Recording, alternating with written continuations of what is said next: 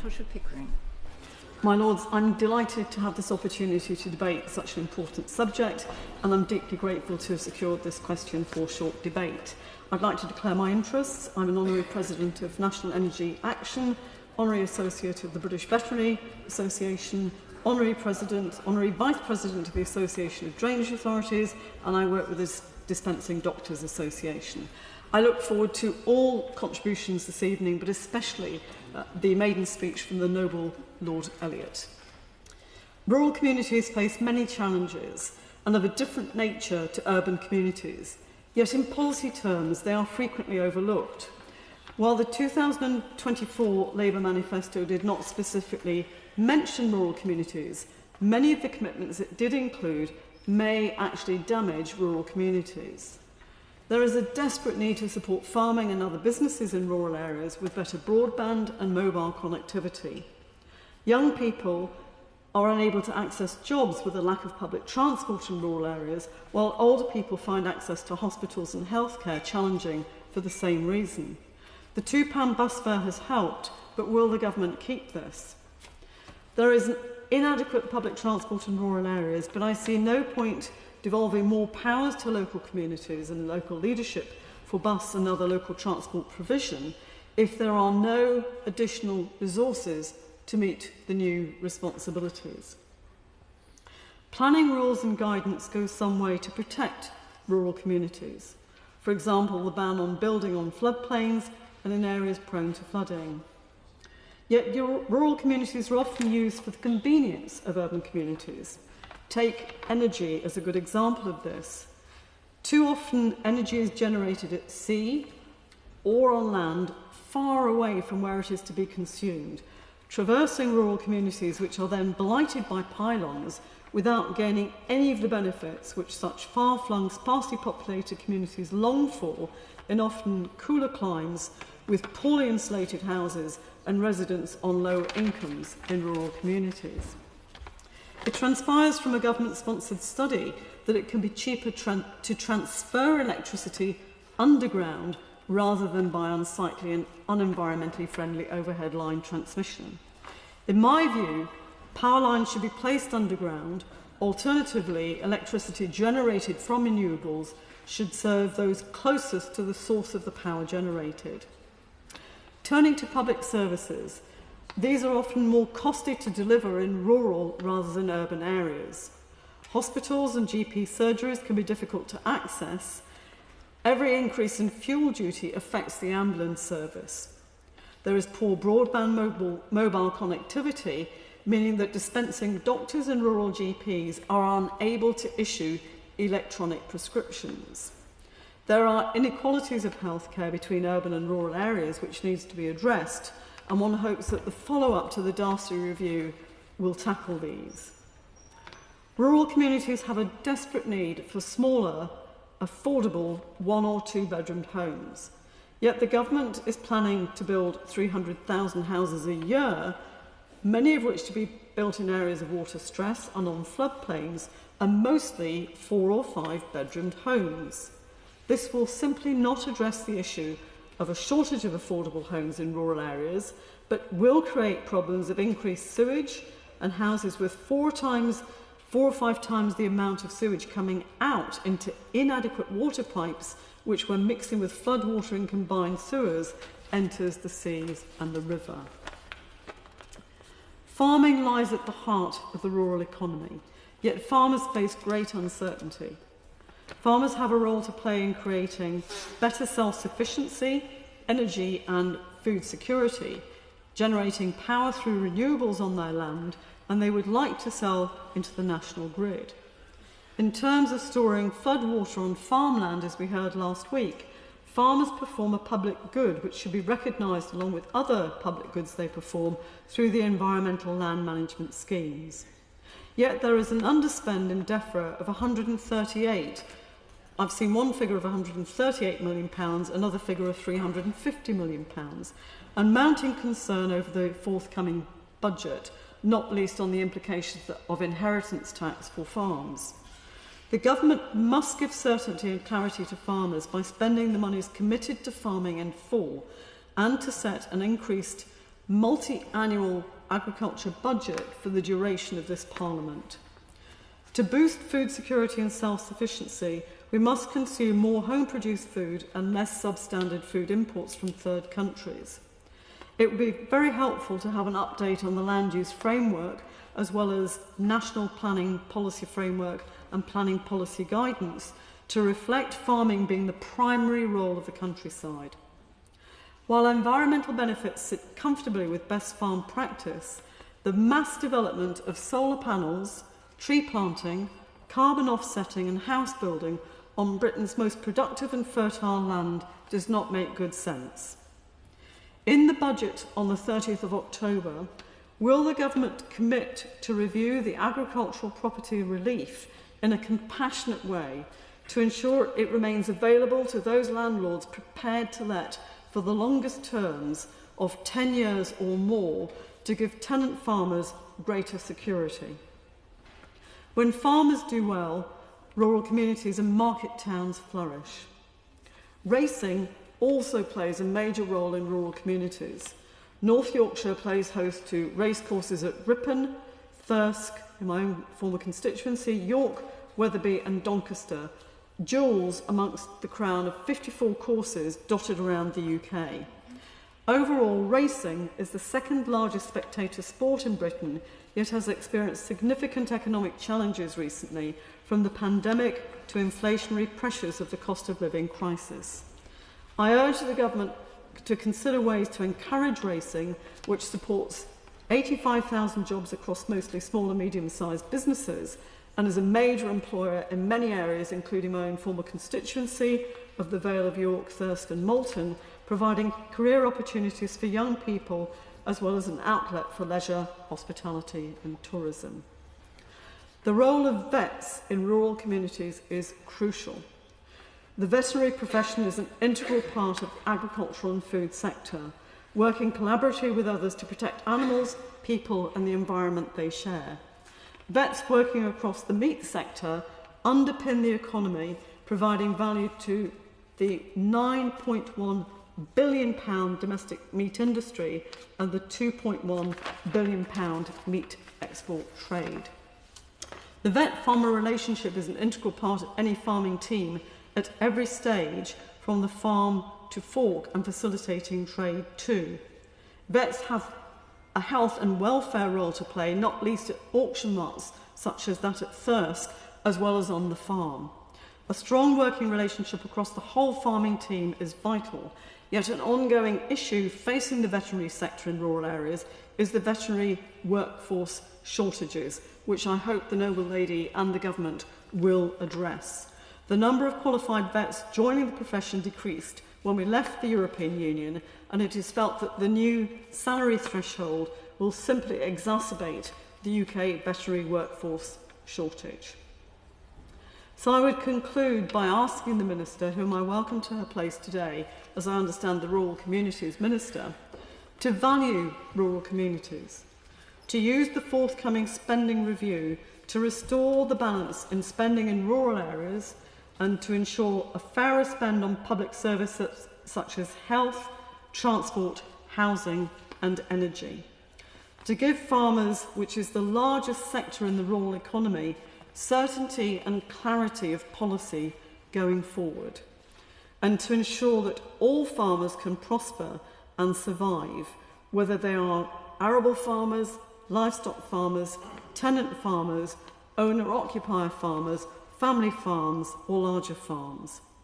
And will the government take the opportunity to create an energy policy that works for everyone, whether living north or south in an urban or rural community?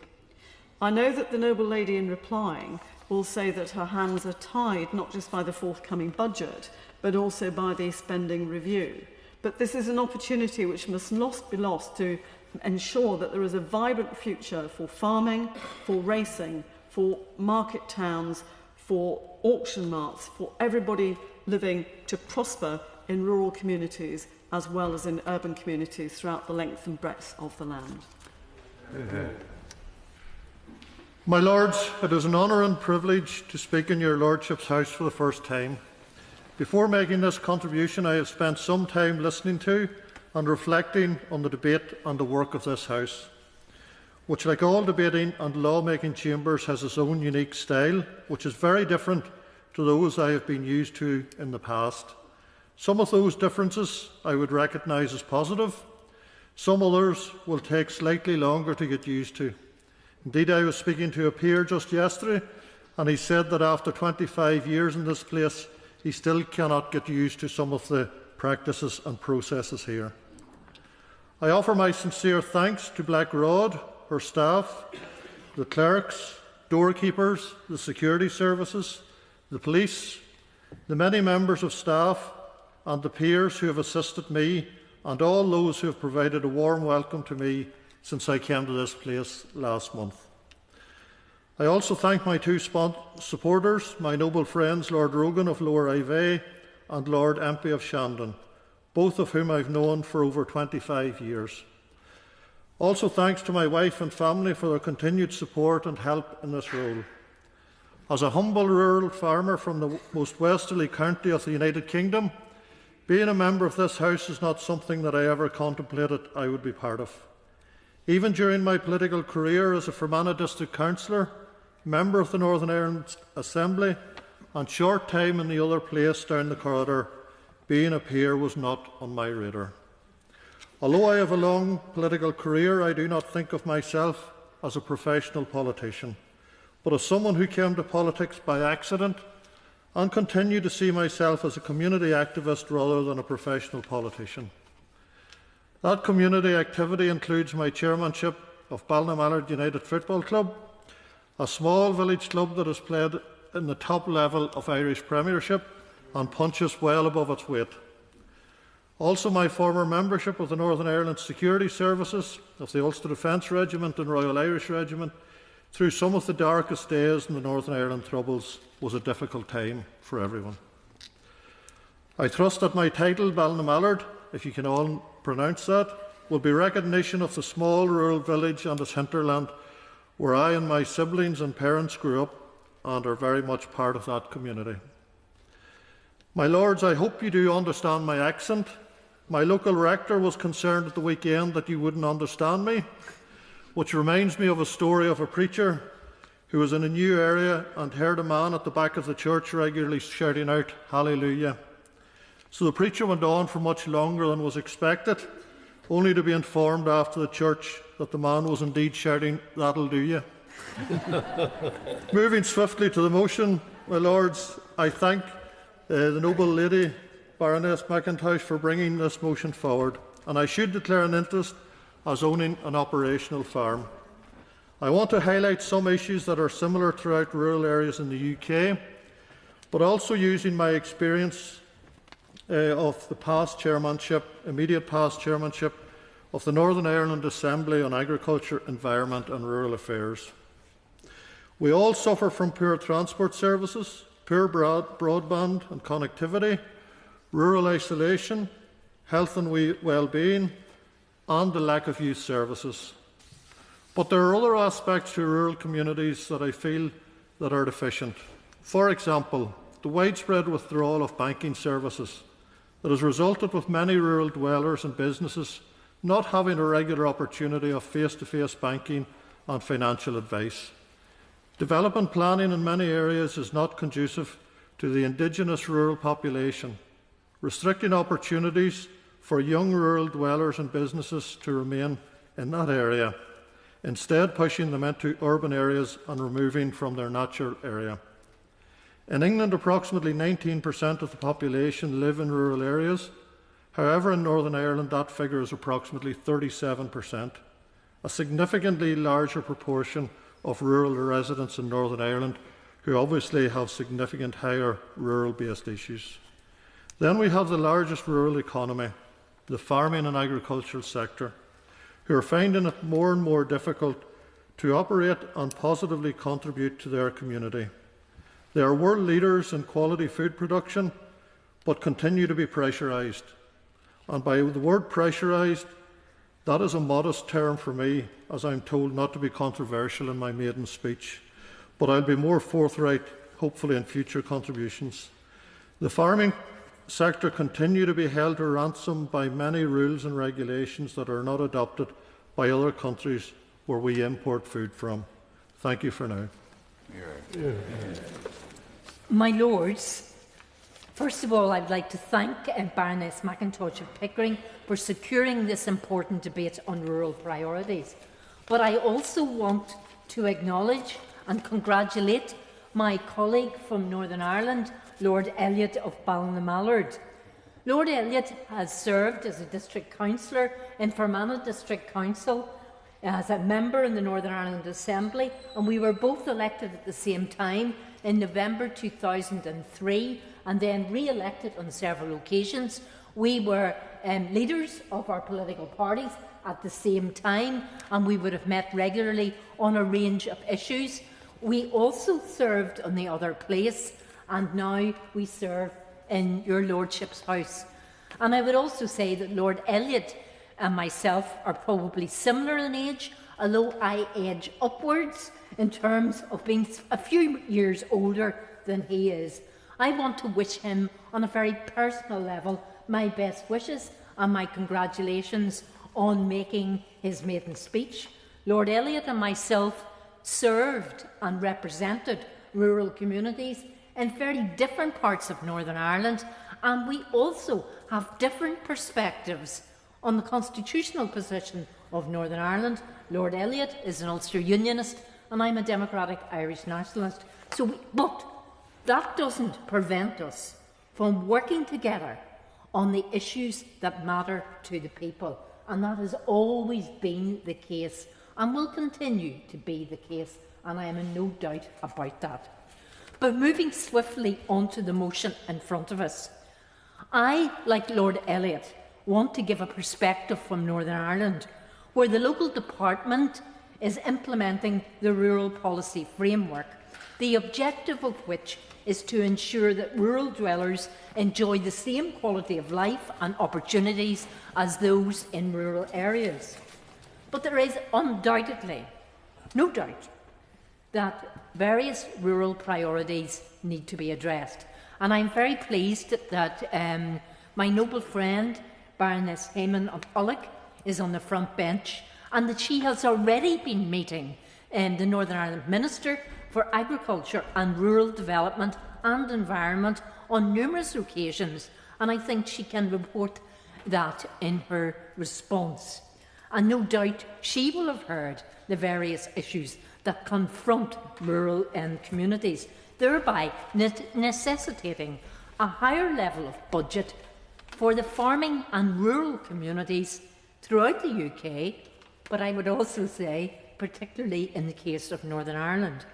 And the rural communities, along with farming, that need to be addressed are food production, food security, as well as better access and provision of sustainable services such as schools, broadband, internet, mobile phone accessibility, provision of banking hubs, because we're all challenged in rural communities about the decrease and reduction in the number of bank branches, the provision and sustainability of shops and business development enterprises allied to the needs of those farming families, the restrictions on rural planning policy and the provision of new house building.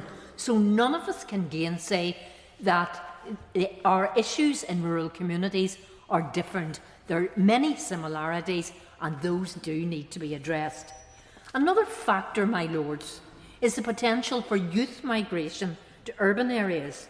And an important factor in knitting together rural communities is the continuing need for accessibility to good quality healthcare and allied services of acute hospitals. And this also involves looking at post-COVID-19 future and to embrace the opportunities that green growth, climate change impacts, globalisation and technological innovation present.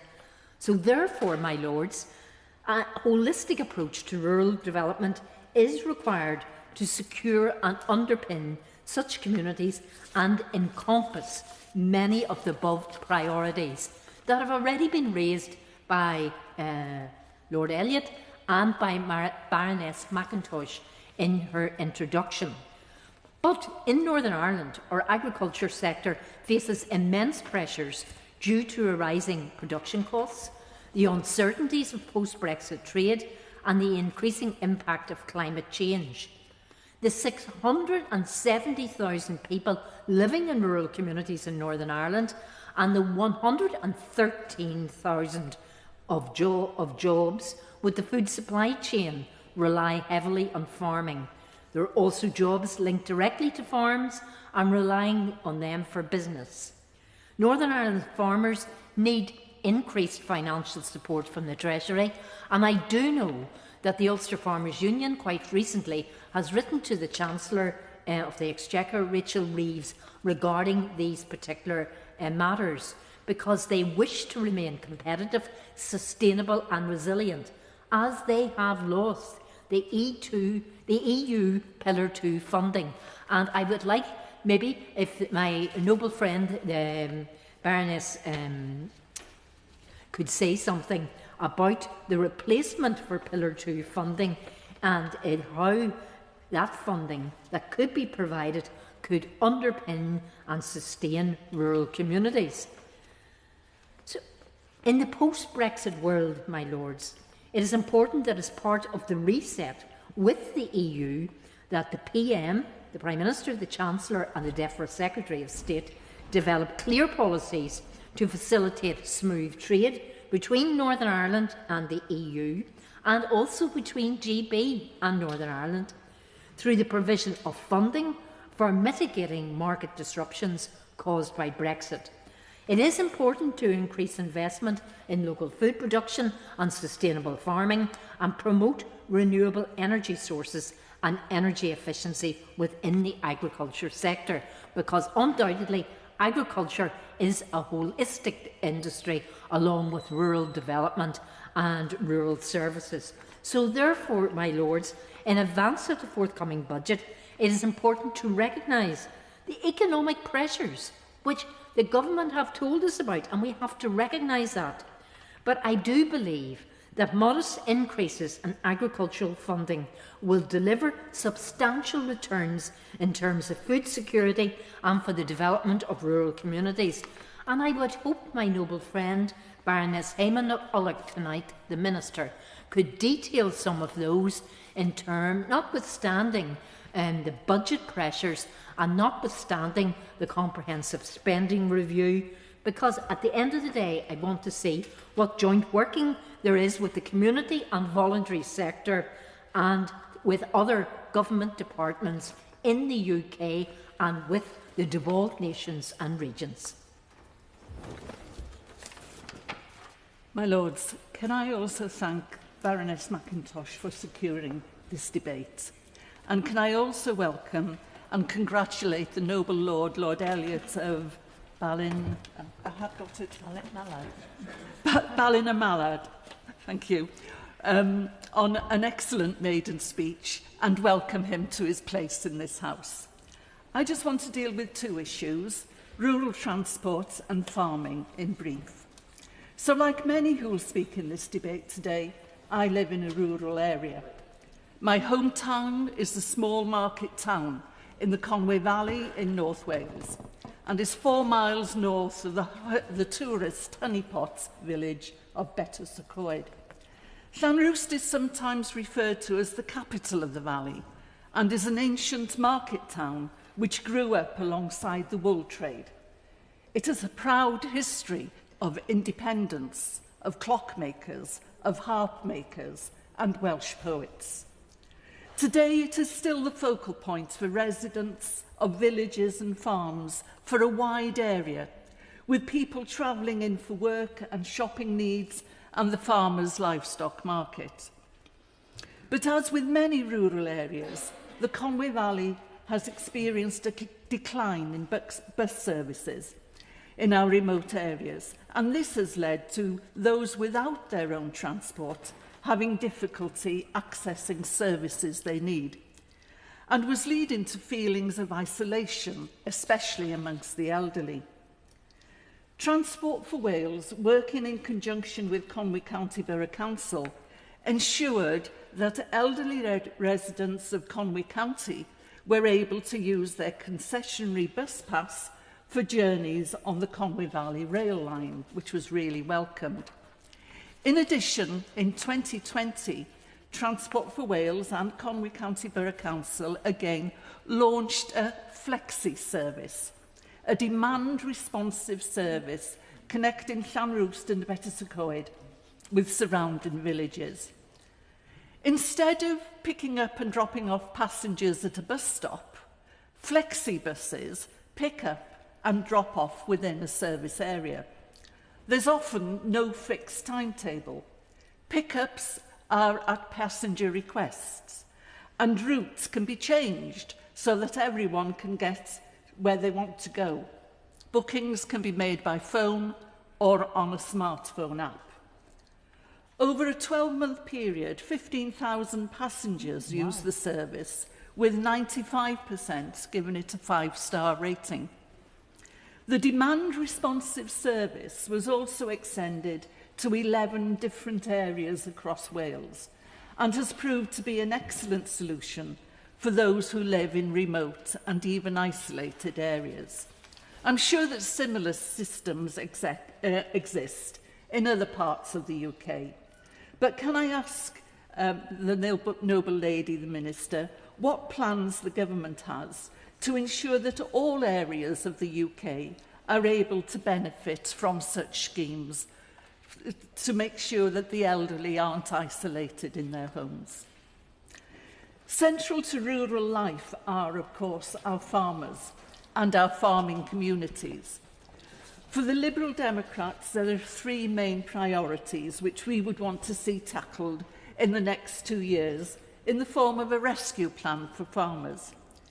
Extra funding for the agricultural budget, the renegotiation of botched overseas trade deals, and addressing the worker shortages blighting the sector. There should be an immediate injection of £1 billion into agricultural and horticultural budgets to further support sustainable domestic food production. Our farmers already produce exceptional food, but funds are needed towards productivity improvements and training and technology to bring down prices for the long term. And a priority should be the renegotiation of the Australian trade deal to ensure that British standards aren't undercut. In just the first year of implementation of this deal, Australian sheep meat exports to the UK surged by 85%, reaching over 16,000 tonnes, with a potential after 10 years that the tariff-free quota will be eliminated completely, leading to our market potentially being flooded with unrestricted Australian imports. The government should also introduce legislation to guarantee British standards on animal welfare. The current trade deal allows for imports from systems using practices banned in the UK. The practice, for example, of live lamb cutting remains widespread in Australia, but was banned here in the UK in 2010. Those British standards should include environmental protection and the requirement to meet climate change conditions. The new government, if it wants to make Brexit work, should consider letting farmers, fishers and the food processing sector recruit the workers they need to boost our food supply by scrapping arbitrary visa salary thresholds. According to the NFU, a shortage of workers caused £60 million worth of fruit and vegetables to go to waste in the first half of 2022.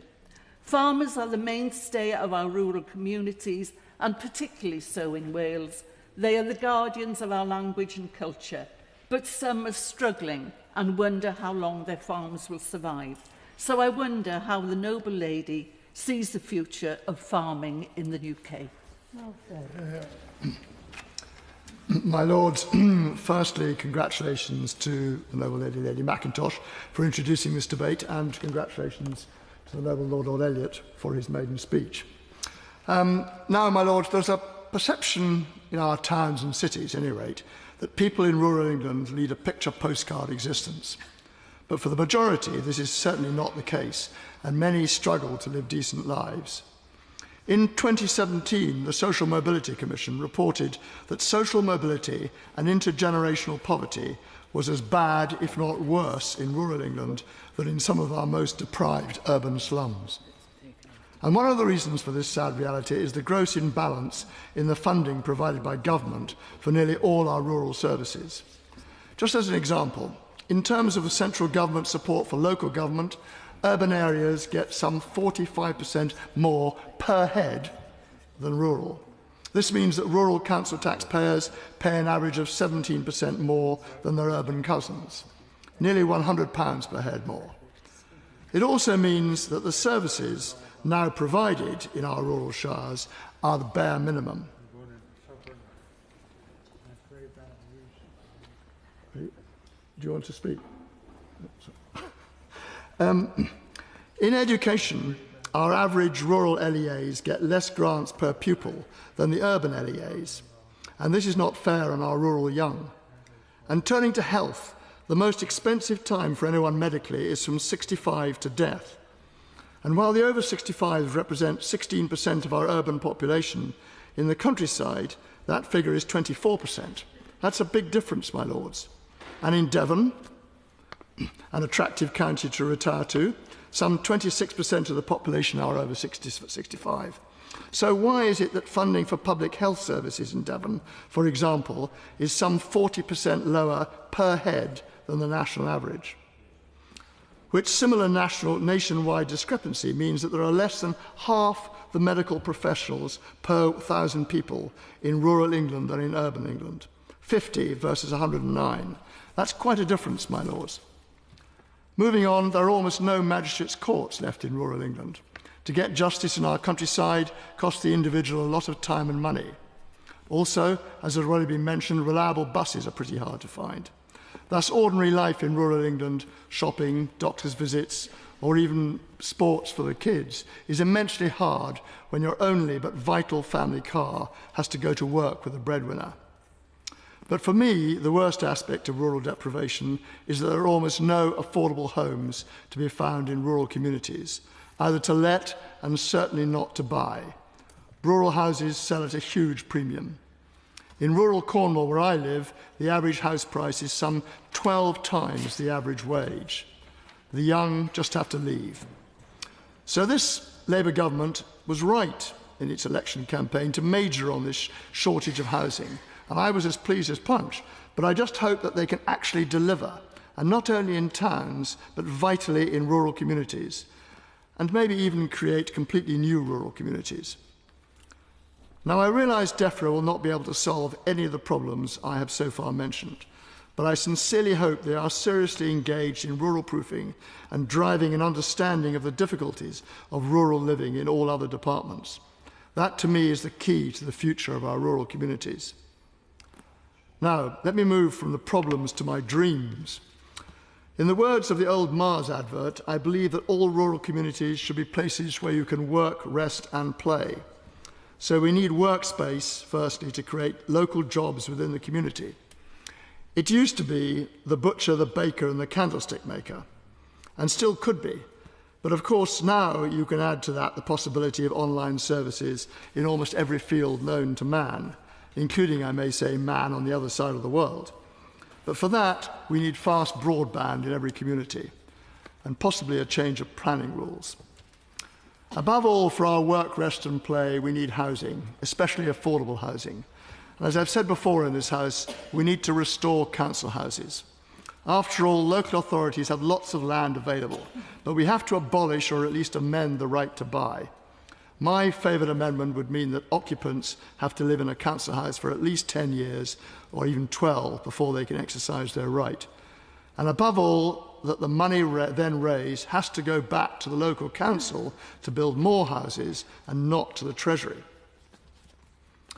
My Lords, given more time, I would have spoken on the huge potential for economic growth in our countryside, which we know is a priority for this government. But I will just say this. A recent report has said that if our rural economy could rival the rural economies of Scandinavian countries in terms of GVA per head, the Treasury could expect to see between £9 to £19 billion per annum extra revenue. That's quite a lot of extra revenue. So if the government want growth in our countryside, they have to provide workspace for new innovative businesses, good broadband, housing for employees, good roads and infrastructure, as well as a medical service that can cope, and local authorities that are not on the point of going bankrupt. I will stop there, my Lords. My Lords, I'd like to thank the noble Baroness McIntosh for getting this debate. I'd like to congratulate the noble Lord Elliot for his excellent speech, and I declare my interest as President of the Rural Coalition. Rural communities make up nearly 20% of the population. That's similar to the number of people living in London. And yet our biggest metropolis, among others, often feels like it's far more integral to our policy and governance than our rural communities. Rural communities are not just the responsibility of DEFRA. This is a significant proportion of our population, of our businesses and services, our economy. It cuts across every government department, and the specific impacts and challenges of policy rollout in rural areas need to be baked into the decision-making process in every single government department, not as an afterthought, but integral to the development of policy from the very beginning. Yet so often rural concerns are given to DEFRA, who, while they have the lead on rural affairs, actually have very few of the levers necessary to bring about change. The sustainability of our rural communities should be of critical concern to all of us, regardless of where we live. Now, the Rural Coalition, of which I'm president, a coalition of 12 national rural organisations, has commissioned and recently published a report, Reigniting Rural Futures, highlighting the impact that years of underinvestment have had on the rural economy and the massive potential there is if we've simply got the will and the imagination to grasp it. I'm not sure if the noble lady the Minister has read this report. I'd be very happy to leave you a copy at the end of this debate. It shows that in the rural economy, productivity stands at just 82% of its non-rural counterpart, decreasing to 79% by 2040 if this trend continues. Those of us who champion rural communities have long been calling for fairer funding for rural, but I want to make the case here as to why this isn't just yet one more demand on already tight government purse strings, but an opportunity for growth. Now, Lord Dillington has already just very helpfully referred to the research that shows that with the right policy framework, the rural economy could increase productivity significantly, leading to something like an additional income of £9 to £19 billion annually in tax revenues. My Lords, the Treasury stands to gain from an invigorated rural economy. It's an opportunity that shouldn't be ignored. Historical underfunding in rural areas has resulted in fewer and poorer services, along with underinvestment in essential infrastructure and connectivity.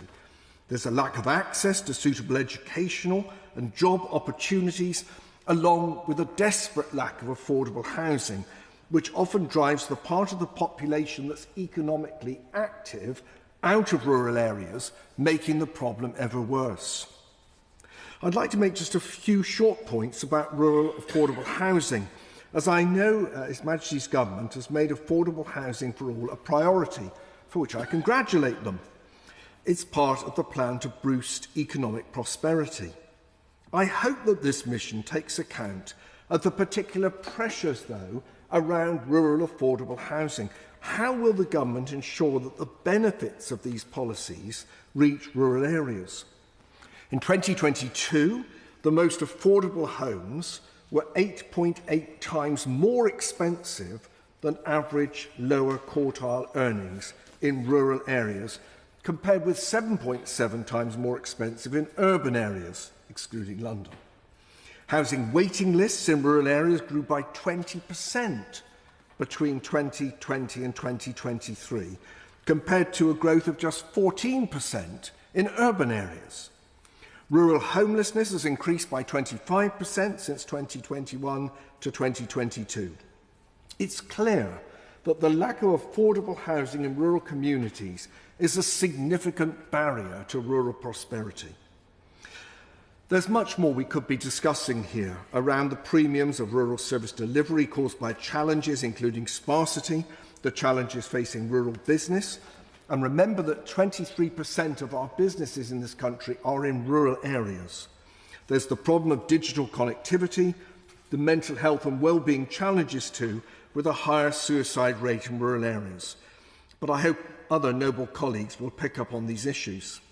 Finally, I want to emphasise once more the desperate need for a cross-governmental strategic approach to rural affairs. The consideration of rural communities must be addressed at the very beginning of the development of policies and then right through the delivery process. With the proper investment, our rural communities can not only continue to be a vital economic asset to this nation, but contribute significantly to its growth. My Lords, I congratulate my noble friend Baroness McIntosh of Pickering for securing this debate on the important subject of the rural communities. I was privileged to sit on the Select Committee of this House on the rural economy in 2019.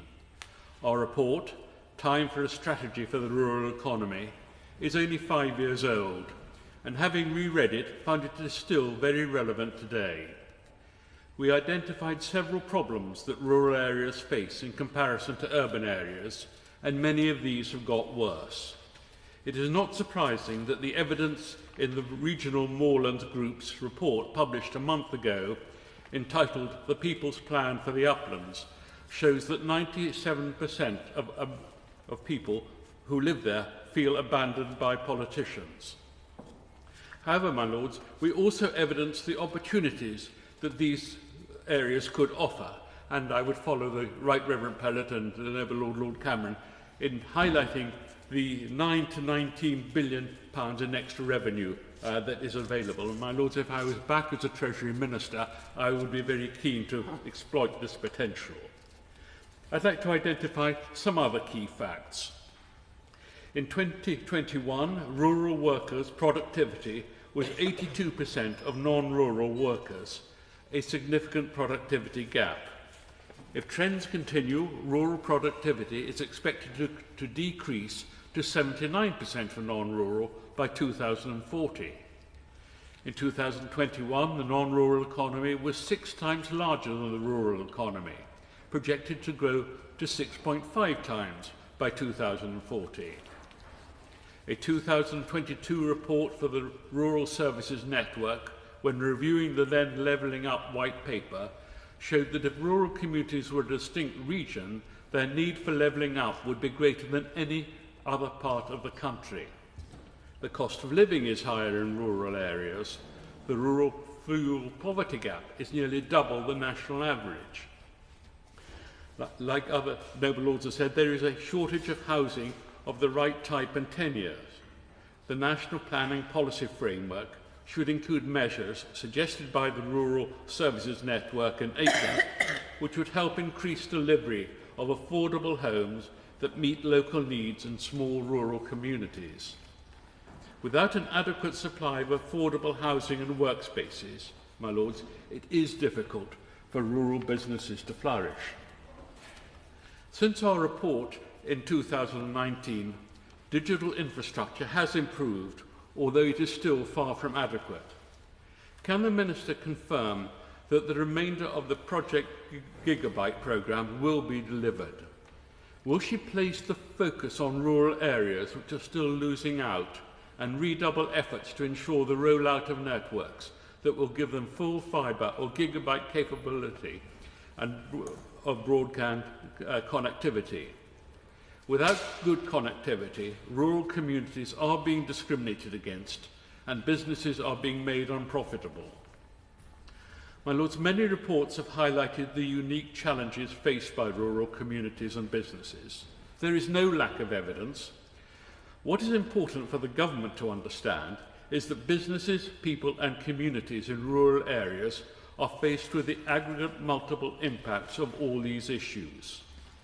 It is this that makes me stress the importance of our report's first recommendation and title, the need to have a comprehensive rural strategy.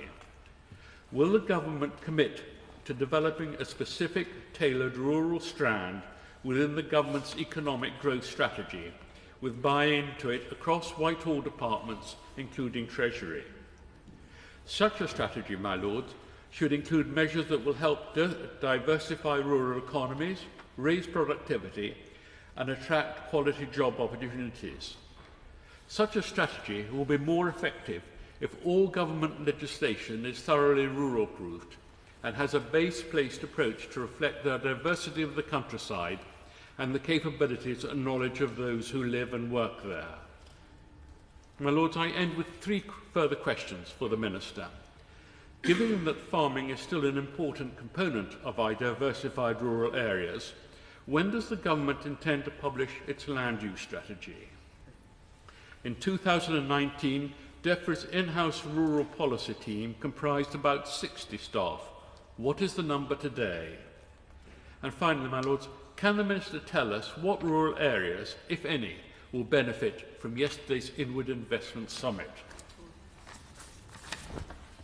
My Lords, I declare my position as a Vice President of the Local Government Association, and I thank the noble lady Baroness McIntosh of Pickering for securing this important debate, and also for highlighting in her introduction the issue of the destruction, both environmental and social and community, that is threatened by electricity pylon transmission ploughing through the countryside, something my honourable friend Adrian Ramsey, the MP for Waveney Valley, has very much focused on.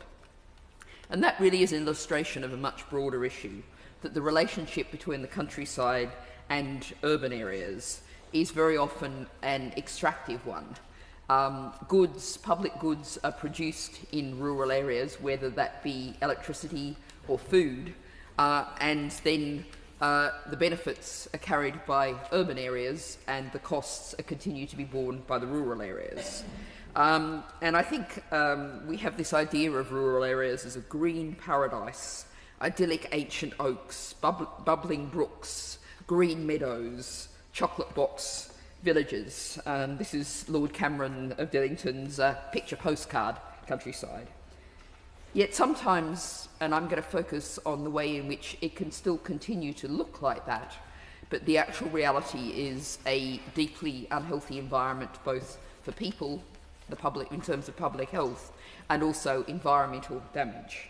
And I'm going to focus on 3 issues, that of ammonia and phosphate pollution, of pesticide use, and of manufacturing and chemical contamination, which are things that tend to be thought of as urban, but we're seeing increasingly issues in rural areas.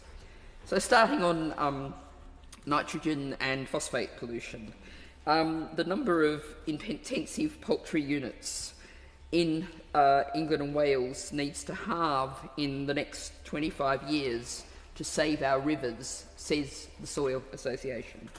Some figures that might shock your Lordship's house. 1 billion chickens pass through intensive poultry units each year in England and Wales.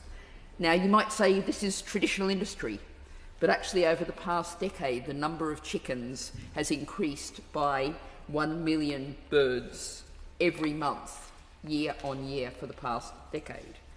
And associated with that is real environmental damage in rural areas, particularly in Lincolnshire, Norfolk, and the counties around the River Wye. Norfolk has some of the most polluting poultry facilities in the country.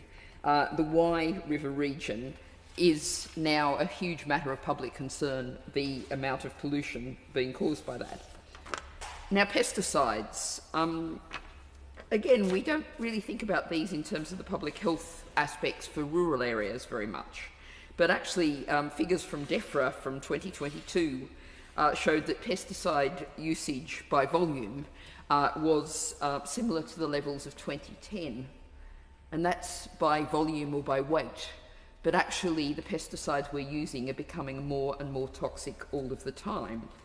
And I'll credit a campaigner, Georgina Downs, who's been working on this issue for many years, with showing me some videos of some of the pesticide use in rural areas.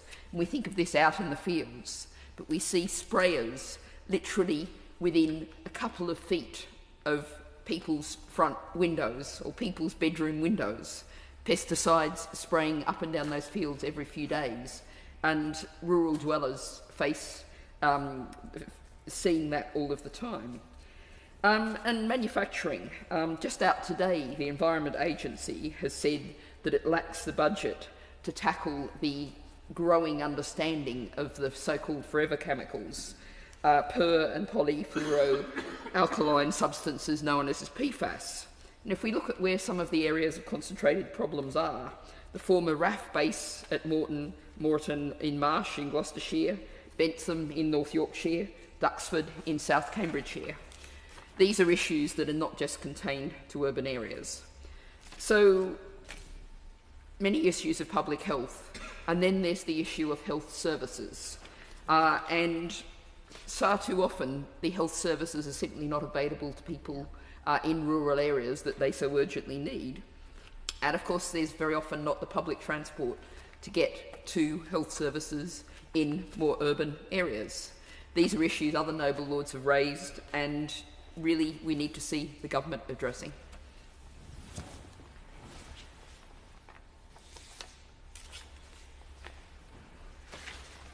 I congratulate Baroness McIntosh of Pickering on submitting this topic for debate and gaining time for the debate in the Chamber on this important subject. I want to remind your Lordships of my registers of interest, being that I both live in a rural area and run a small, medium-sized business in a rural town in Wiltshire, being a veterinary practice. Can I express my belated congratulations to Baroness Harman of Alloch on her ministerial appointment, and congratulate Lord Elliot on his maiden speech. And I'm not going to attempt to pronounce your home village. It's in the veterinary business that I run, a recent challenge has appeared in the past 6 months. For our ambulatory vets has been a deterioration in the mobile coverage for both voice calls, text messages and data services. This is hampering the ability to communicate and increase efficiency within our businesses and receiving emergency messages. It also raises safety issues, as many of my vets are lone workers and work throughout the day and night. The probable cause of this decline has been the switch off by the mobile network providers of the 3G network. The 3G network had significantly more range from telecom masts of up to 6 miles, where the high-speed 4G and 5G spectrums ranged of 3 to 4 miles and as little as 2 for 5G. Therefore, could I ask the Minister if Ofcom could review mobile phone coverage, especially in rural areas, and what impact this is having on rural communities? Internet connection, as mentioned by many of your Lordships, is a vital part for businesses' homes, and especially with the recent trend encouraging us all to use more data services. This has been reflected today in the closure of bank services, where we're all being forced to use online services for our daily banking. The continuing need for good broadband connectivity is essential for rural communities to continue to prosper, and as with similar services in urban areas. We welcome the Government's manifesto promising to renew and push to fulfil the ambition of a full gigabyte and national 5G coverage. Rural areas need more government support to ensure that most rural towns and villages get gigabyte services at an affordable cost, as the number of providers is limited due to the high installation costs, therefore reducing competition and the opportunity for price competition. Farming businesses are at the heart of rural business community and support many secondary businesses, such as the veterinary business I work in. Over the past year, dairy farmers especially have found it hard to invest and make profits due to low milk price. This has been reflected in our business in that some farmers are only using veterinary services to maintain their herd health and other essential veterinary services. The full range of skills and value that veterinary surgeons can bring to a farming business for long term it cannot be implemented as margins are so tight for farmers. They do not have the confidence to invest in such things as herd health planning for long-term productivity gains and in the time and infrastructure projects needed to make the farms more profitable and adapt to the current and new challenges from the environment and changing weather patterns. I'm sure the Minister is well informed on the NFU's manifesto for certainty regarding agricultural support. It is not just about financial support, but more about safeguarding our food security and our farming environment. The protection of biosecurity of our national plants, herds and flocks is also particularly important as debated earlier this year. To continue to improve biosecurity in the UK, could I ask the Minister what additional plans there are to further improve border surveillance and checks to protect the countries from illegal imports of disease-infected meat products and plants? I'm sure the government would ensure that we have a level playing field with regard to animal health standards and look to take on the challenge to ensure that all imported animals related to food are reared in the same animal standards as the farmers in the UK must adhere to. This is only to create a level playing field for our farmers to trade, but more important to protect animals throughout the world so they should have the same living conditions as those farmed in the UK. Affordable rural housing is essential in rural villages. This is reflected across the employees that I work with in our business. Very few of our low-paid employees live in Malmesbury in Wiltshire, which is a market town. The majority commute using their cars, as public transport does not fit their working patterns or is extremely slow. Therefore, can I ask the Minister what the government has planned with regards to trying to address, again, the challenges of issues of affordable housing in rural areas? And could I ask the Minister to pass on a message to the Treasury that increasing fuel duty has a disproportionate effect on rural communities and the low-paid, as they need their cars to commute to their work? Also, as a result of the high cost of living, there is a lack of childcare places for young parents to enable them to return to work and further their own prospects and further enhance rural communities. I've recently heard of a new parent having to put their child's name down for a place at a nursery before their child can even be born to ensure they have a place to return to work when they return to work at the end of maternity leave. So so any additional support for childcare sector within the rural community across the nation would be welcome from the government.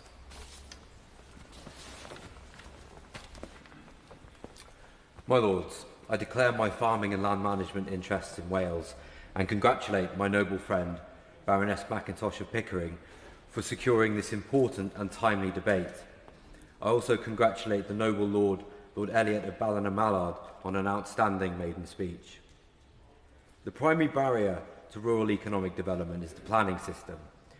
Currently, it doesn't appreciate the improvements that small-scale development can make to rural villages' viability.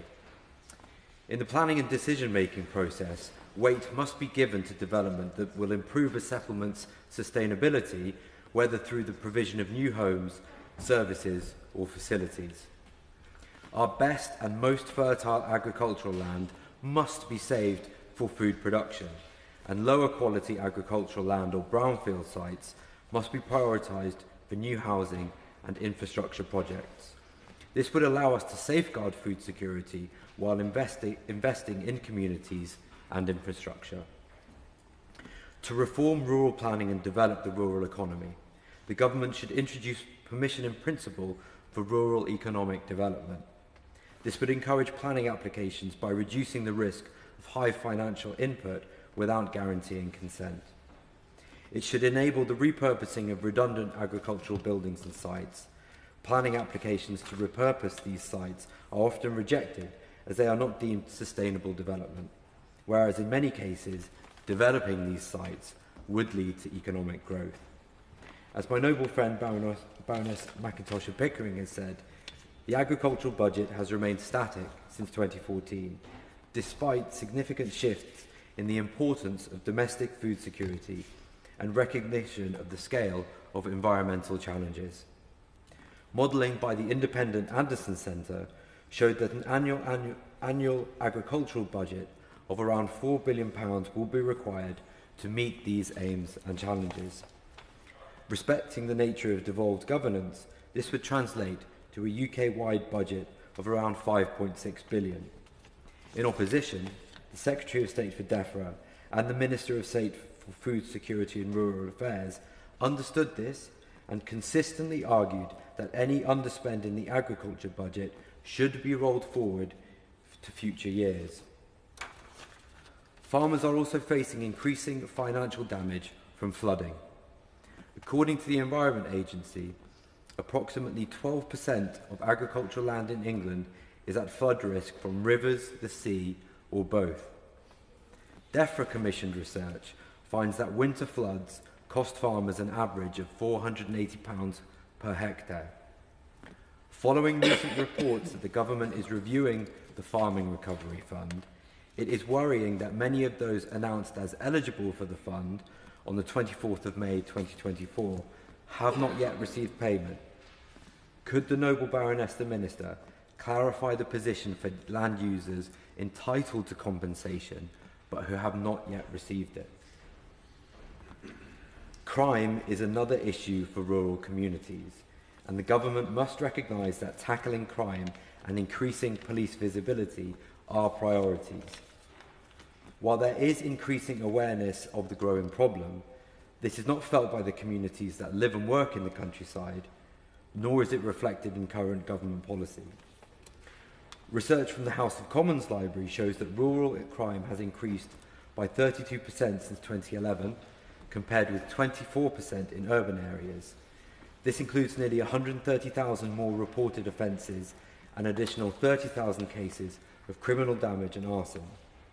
These figures highlight a significant disconnect between rural issues and government policing policies. My lords, we have a rural population simply putting up with crime they experience and making do as best they can. There is often no escape from the effects of rural crime, with the fear of crime doing just as much damage as the crimes that are committed. Good rural policing concerns more than the number of police officers on the ground. If we genuinely want to tackle rural crime, we must form effective partnerships between the police, communities and other authorities to ensure that the needs of our communities are genuinely understood and that the availability of services matches those needs. British farmers face an array of challenges, from uncertain economic conditions to misinformation spread by activists about meat and dairy. Meat production faces criticism, leading to mandates for plant-based catering at councils and universities and proposals for a meat tax. Yet studies confirm that UK livestock farming operates among the world's highest sustainability and animal welfare standards.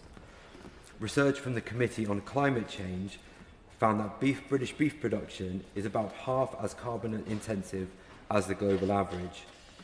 Additionally, game meat, such as venison, is a non-farmed alternative that is nutrient-dense and sustainably harvested, and its consumption supports conservation efforts.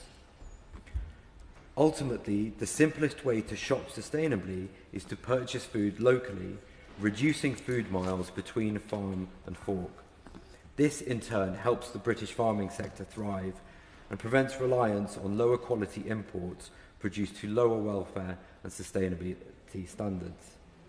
My lords, the government must do everything it can to protect and champion British farmers and listen to, understand and respond to rural communities' needs and challenges. I look forward to the noble Baroness the Minister's response. My Lords, I'm very grateful to be permitted a minute in reply. Note my interests in rural Devon. Welcome Lord Elliott of Ballymallard.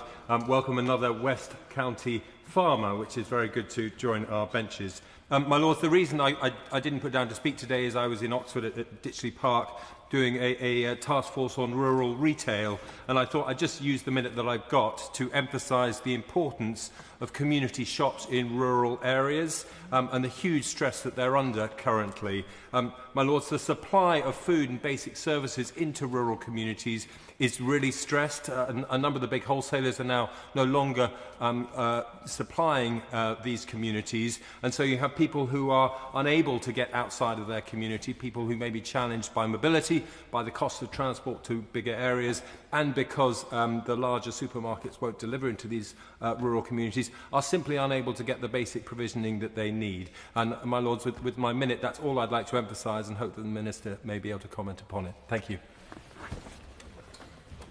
My Lord, this has been a wide-ranging debate, and that's as a consequence of the initiative taken by the Noble Baroness McIntosh of Pickering.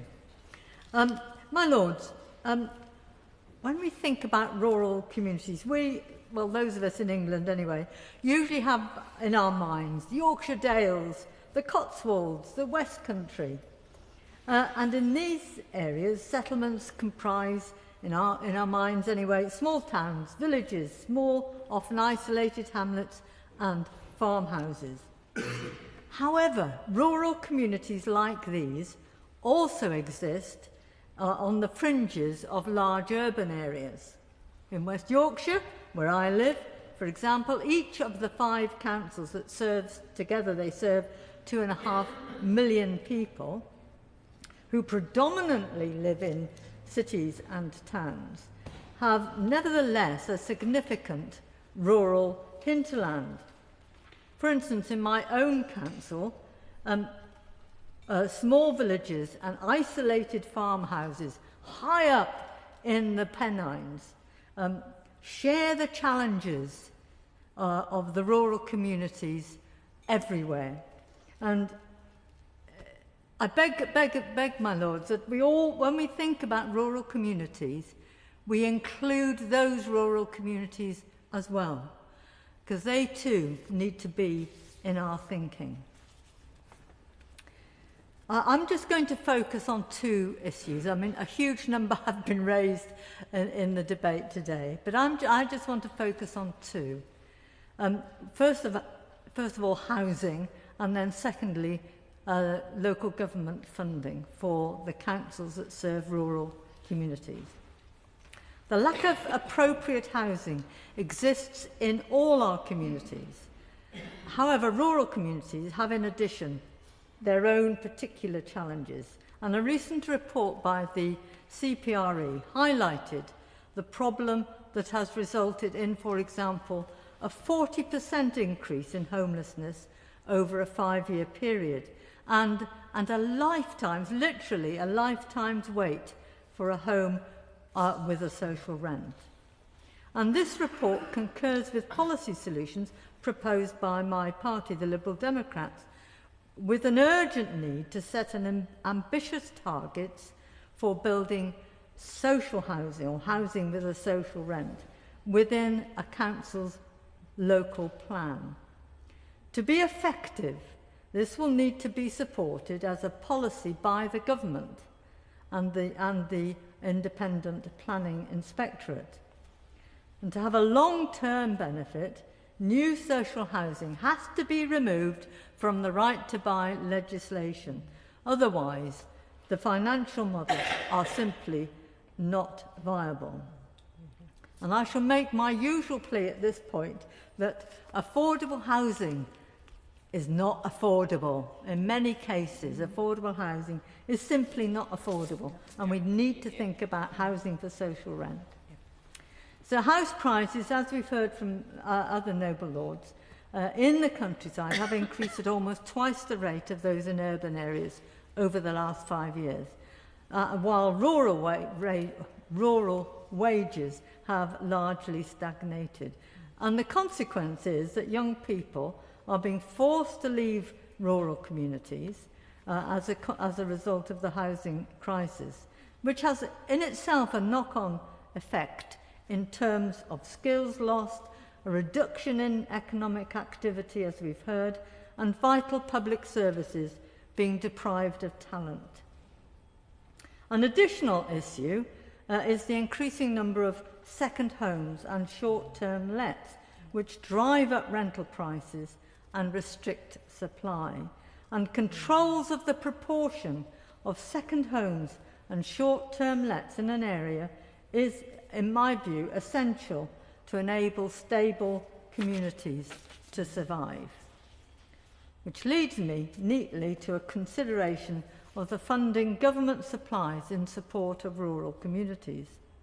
Now, the Rural Services Network has long campaigned for a fairer allocation of funding to rural local authorities.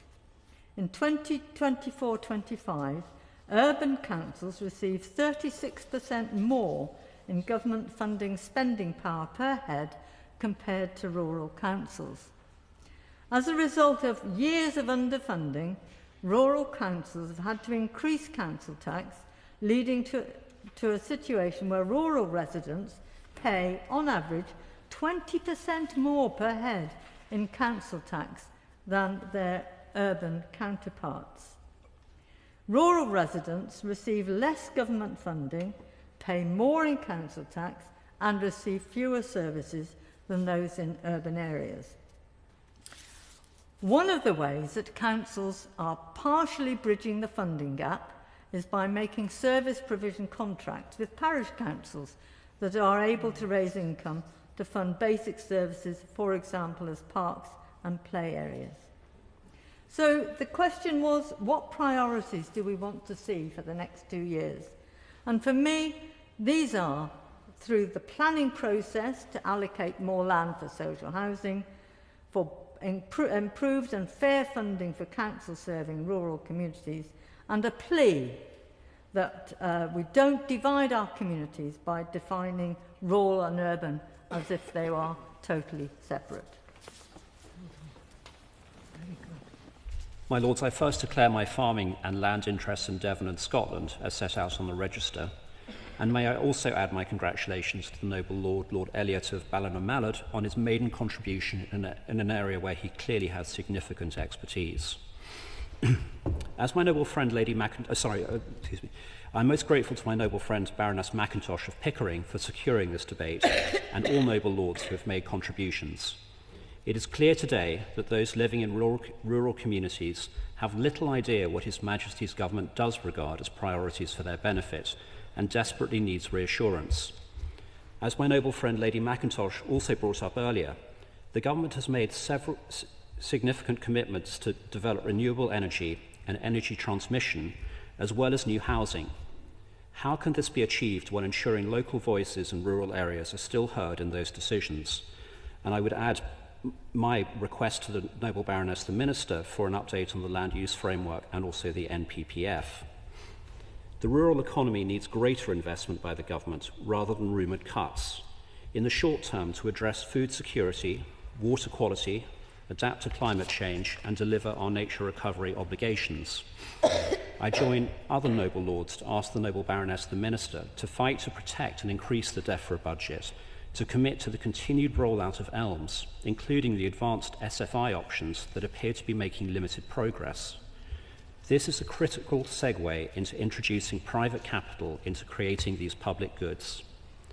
The government can act as a catalyst for private sector investment, reducing that call on the government in the medium to longer term and creating greater rural and societal prosperity, providing it invests now as we were through our green finance strategy, ELMS and other measures. The rural land-based economy has a tremendous opportunity from the introduction of private finance into natural capital.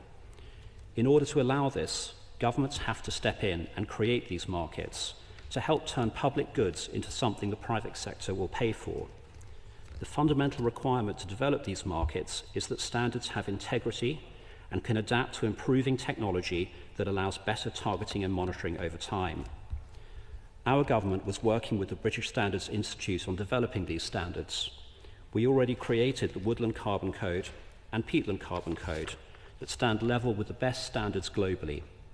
It is critical that the government commits to similar standards for other aspects of natural capital that underpin market confidence. In a written answer, the noble Baroness, the Minister, stated that this is subject to the outcome of the spending review, somewhat disappointing, and words we may hear repeated later today. Confidence in payment for developing key aspects of natural capital follows from the integrity of the standards. If the WCC and PCC enter into the UK emissions trading scheme, then land managers can have confidence there will be a liquid market for the carbon management they are undertaking. We are told in a written answer by the Noble Baroness, the Minister, that we must wait until 2025 before we receive the government response to consultation on this. Please, can we move faster? We need similar financial incentives for other goods, such as flood prevention and water quality. Can we provide incentives for the water companies to buy these goods and services from land managers? Can we require corporates, under the recommendations of the Task Force on Nature-Related Financial Disclosure, to invest in nature recovery? Land managers are businessmen, and if we enable the right incentives, they will act accordingly. In the words of my noble friend Lord Benyon, DEFRA must weaponise farmers and land managers, as they are the ones who will deliver sequestered carbon, biodiversity, and aid better water management. The most efficient and effective way of doing that is to enable trustworthy and liquid markets for those goods. A thriving natural capital market will bring a new advisory and financial services industry that we can lead the world in and export high-value rural private sector jobs and tax revenue. I urge the government to move at pace to continue investing and develop these markets.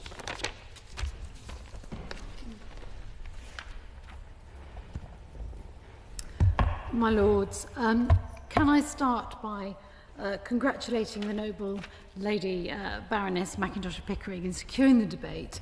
And I think it's been an important discussion. I welcome the opportunity to respond to the debate further.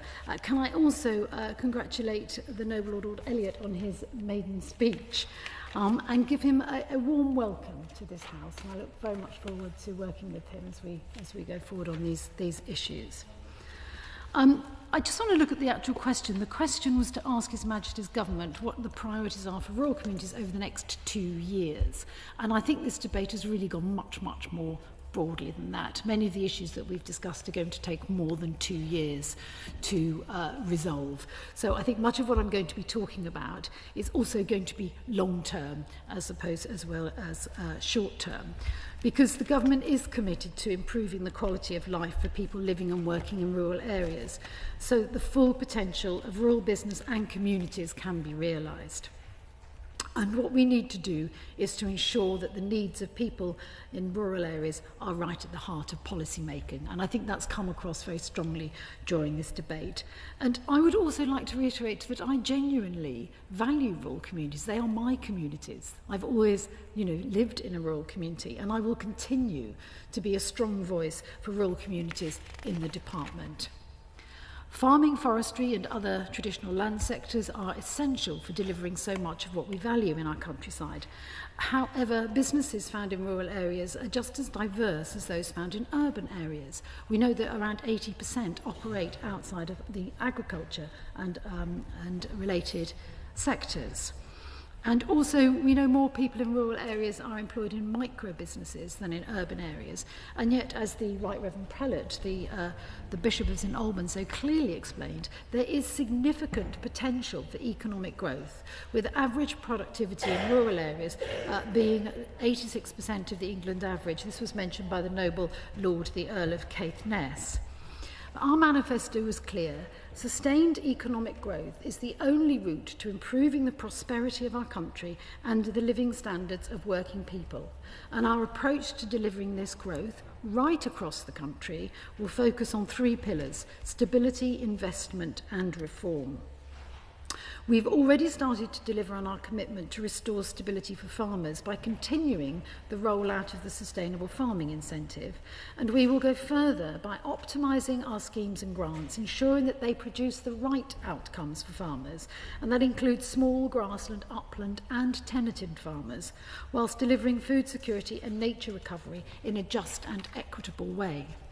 And we've recognised the specific challenges and opportunities that make rural economies distinctive, acknowledging the importance of funds such as the £110 million Rural England Prosperity Fund, which provides targeted support to rural businesses and communities. We also know that a prosperous rural economy will need to be underpinned by improvements in rural connectivity, and that means both transport and digital. Also by the availability of affordable housing and energy and access to a diverse range of community services.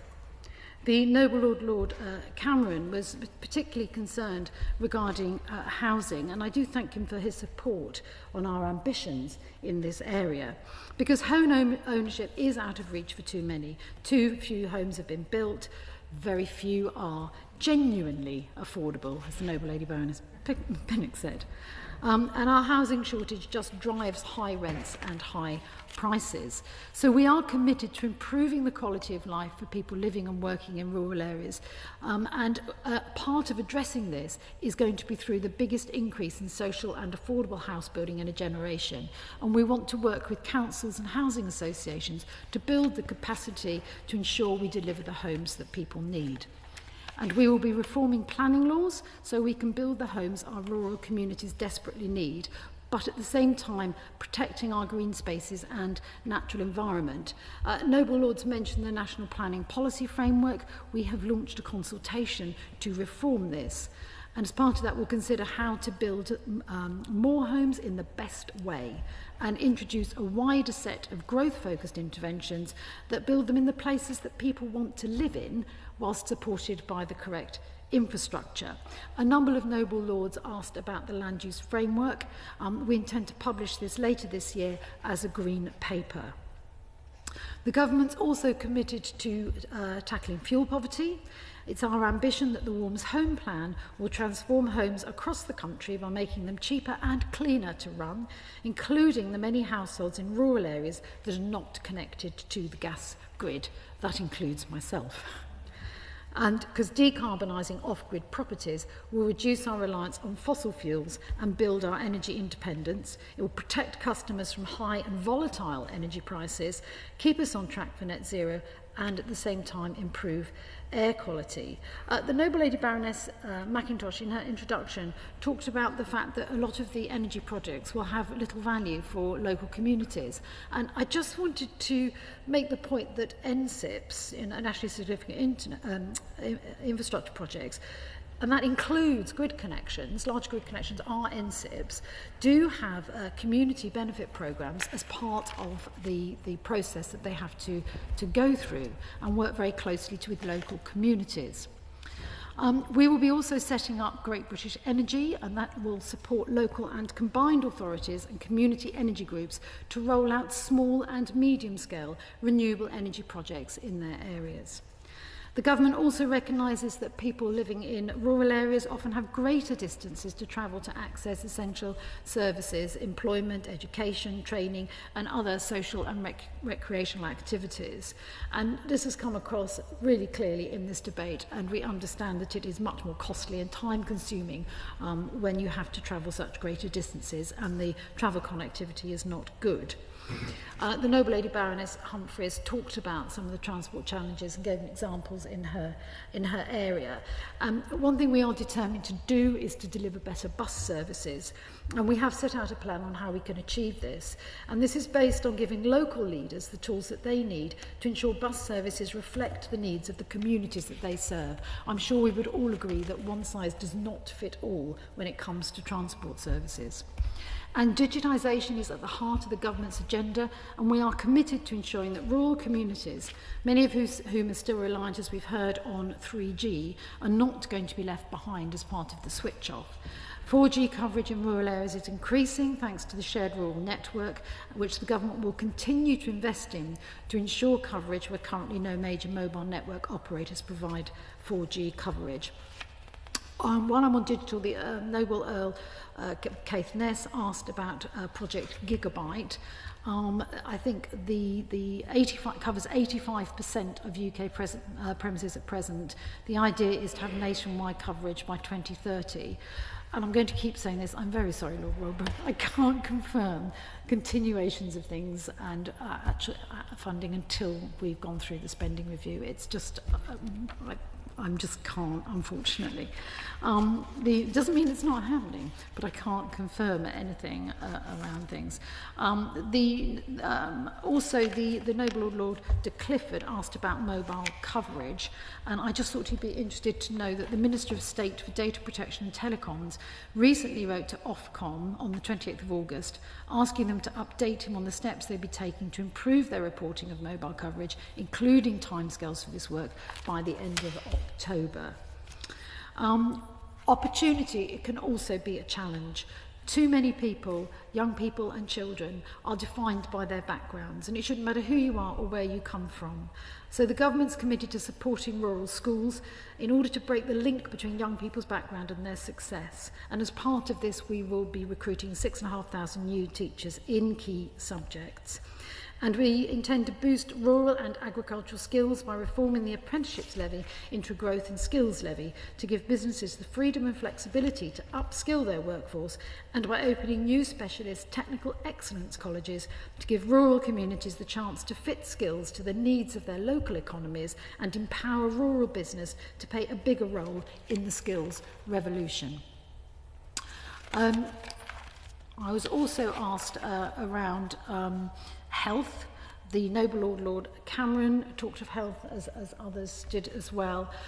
The delivery of and access, as we've heard, to health services such as GPs, dentistry, which we haven't heard of today but actually is really critical, and women's health service in rural areas face particular challenges, especially as it takes longer to access services due to the longer travel times. And also at the time that people are most likely to need care, i.e. they're getting older, they are increasingly living in the areas where it's most difficult to provide that care. In England, integrated care systems will have a key role to play in designing services that meet the needs of local people. And to do this, they will need to work with clinicians and local communities right down at neighbourhood level. We're also doing more to use the transformative power of technology, such as virtual wards. I've seen virtual meetings with GPs and patients where I am in Cumbria, and this allows care to be delivered into people's own homes and in areas where you have a shortage of GPs or healthcare staff. And because of that, they can actually benefit disproportionately areas where rurality can be a barrier. And mental health is also a big issue. We want to make sure that mental health care is delivered in the community close to people's homes through new models of care and support so that fewer people actually need to go into hospital. And we're also setting up a Young Futures mental health hub for under 25s in every rural community. In addition, we're supporting charities that focus on farmers' mental health and well-being through grant funding, and which is helping them to offer support to farmers and their families, as well helping to build resilience into farming communities. The Noble Lord Harlock asked about crime. We will tackle rural crime through a cross-government approach, for example, by increasing police patrols in rural towns and lanes, punishing antisocial behaviour, agricultural crime and county lines, with stronger laws to crack down on farm equipment theft and fly tipping. And we're also actively looking at ways to better tackle livestock worrying. Vets was mentioned. A couple of Noble Lords asked about this. There are challenges around veterinary services. We are very aware of that. Also, but on a positive note around veterinary services, we have been doing farm visits with vets and have had a really positive response to that. My noble friend Baroness Ritchie asked about collaborative working. As I said, I've recently met with Mr Neal this morning, and collaborative working both across the devolved governments, through cross-departmental working into communities, is critical to the work that we are carrying out. I'd be very happy to have the Noble, the Right Reverend Prelate Bishop Oldham's recently published report, and we will take it back to the department. He might be interested as well that Daniel Zeichner, as the farming minister, the rural minister, is hosting a rural round table on Thursday, which will include the Rural Coalition. I have run out of time, so I shall say we recognise the importance of rural communities and businesses and continue to do everything in our power to ensure a prosperous future.